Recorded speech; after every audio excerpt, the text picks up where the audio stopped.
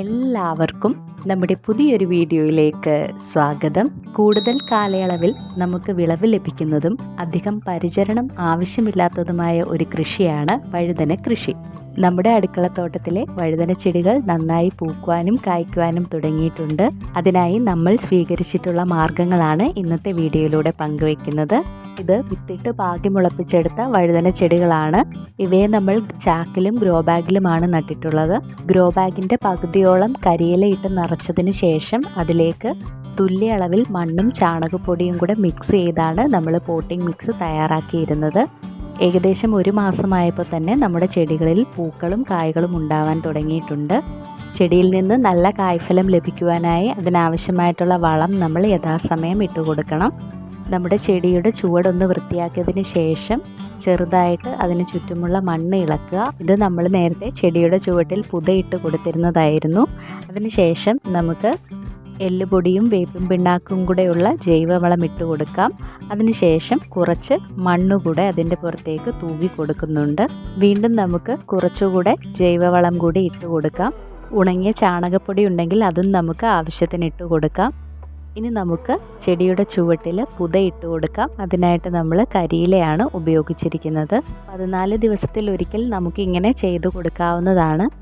അതിനുശേഷം നമ്മുടെ ചെടിയുടെ ചുവടൊന്ന് നനച്ചു കൊടുക്കണം. നമ്മുടെ അടുക്കളത്തോട്ടത്തിൽ ഇതുപോലെയുള്ള കളകളൊക്കെ ഉണ്ടെങ്കിൽ അവ നമ്മൾ നീക്കം ചെയ്യണം. ഇല്ല എന്നുണ്ടെങ്കിൽ വെട്ടില, പച്ചക്കുതിര ഇവയൊക്കെ വന്ന് നമ്മുടെ പച്ചക്കറി ചെടികളുടെ ഇലകളും തണ്ടുമൊക്കെ തിന്ന് നശിപ്പിക്കും. നമ്മുടെ വഴുതന ചെടിയെ ആക്രമിക്കുന്ന ചില പ്രാണികളും വണ്ടുകളും ഒക്കെ ഉണ്ട്. അത്തരത്തിലുള്ള ഇലവണ്ടുകളാണിത്. വഴുതന ഇലയുടെ അഗ്രഭാഗം ചുരുട്ടി കൂടുണ്ടാക്കുന്ന ചിലയിനം പുഴുക്കളുണ്ട്. ഇവയെ കൂടാതെ നീലിമൂട്ടകളും വിവിധ തരത്തിലുള്ള ചിലന്തികളും ഒക്കെ നമ്മുടെ ചെടിയെ ആക്രമിക്കാറുണ്ട്. ഇത്തരത്തിലുള്ള കീടങ്ങളെ നിയന്ത്രിക്കുന്നതിനായിട്ട് നമുക്ക് വേപ്പെണ്ണ മിശ്രിതം തയ്യാറാക്കാം.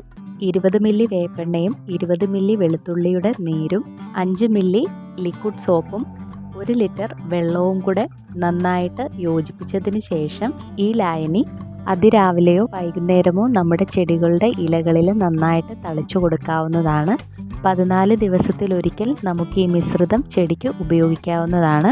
കൂടാതെ നമ്മുടെ ചെടികൾ നമ്മൾ സൂക്ഷ്മമായി നിരീക്ഷിക്കുകയാണെങ്കിൽ തീർച്ചയായും ഇത്തരം കീടങ്ങളെ നമുക്ക് എടുത്ത് കളയുവാനായിട്ട് സാധിക്കും. ആവശ്യത്തിന് മാത്രം നനയ ആവശ്യമുള്ള ഒരു ചെടിയാണ് വഴുതന. ഇതിൻ്റെ ചുവട്ടിൽ വെള്ളം കെട്ടി നിൽക്കുവാനായിട്ട് അനുവദിക്കരുത്. എപ്പോഴും ചെടിയുടെ ചുവട്ടിൽ ഈർപ്പം നിലനിർത്തുന്നതിനായി നമുക്ക് കരിയില ഉപയോഗിച്ച് പുതയിടാം.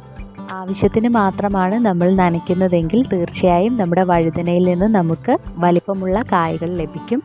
ഉണങ്ങിയ ചാണകപ്പൊടിയും കരിയിലയോ കരിയില കമ്പോസ്റ്റോ എല്ലുപൊടിയോ ഉണ്ടെങ്കിൽ വഴുതനയ്ക്ക് ഏറ്റവും നല്ല വളങ്ങളാണവ. ആദ്യഘട്ടത്തിലെ വിളവെടുപ്പിന് ശേഷം വഴുതനയുടെ നാമ്പൊന്ന് നുള്ളിക്കൊടുക്കുന്നത് നല്ലതാണ്. ഇതുവഴി വീണ്ടും പുതിയ ശാഖകൾ ഉണ്ടാവുകയും അവയിൽ പുതിയ പൂവുകളും കായ്കളും ഉണ്ടാവുകയും ചെയ്യും. കൂടാതെ വഴുതനയുടെ ഇലകൾ മഞ്ഞ നിറത്തിലേക്ക് മാറുകയാണെങ്കിൽ അവ നമുക്ക് എടുത്ത് മാറ്റാവുന്നതാണ്. ഇത്തരത്തിലുള്ള ഇലകൾ നമ്മുടെ ചെടികളുടെ ചുവട്ടിൽ ഇടാൻ പാടില്ല. കാരണം ഫംഗസ് ബാധയുള്ള ഇലകളാണെങ്കിൽ അത് നമ്മുടെ ചെടിയെ ദോഷകരമായി ബാധിക്കും. വഴുതനയ്ക്ക് നല്ല സൂര്യപ്രകാശം കൂടി ആവശ്യമാണ്.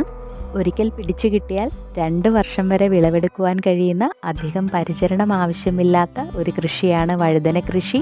അപ്പോഴെല്ലാവരും നമ്മുടെ അടുക്കളത്തോട്ടത്തിൽ 3-4 ചുവട് വഴുതന നട്ടു വളർത്തുവാനായിട്ട് ശ്രമിക്കുക. മഴക്കാലത്തൊക്കെ നമുക്ക് നന്നായിട്ട് വിളവ് നൽകുന്ന ഒരു കൃഷിയാണിത്. ഇന്ന് നമ്മുടെ അടുക്കളത്തോട്ടത്തിൽ നിന്ന് വഴുതന കൂടാതെ നമ്മൾ കുറച്ച് ചീരയും പീച്ചിലും വഴുതനങ്ങയും ഒക്കെ വിളവെടുത്തിട്ടുണ്ട്. പുതിയൊരു വീഡിയോയുമായി വീണ്ടും കാണുന്നത് വരെ എല്ലാവർക്കും നമസ്കാരം.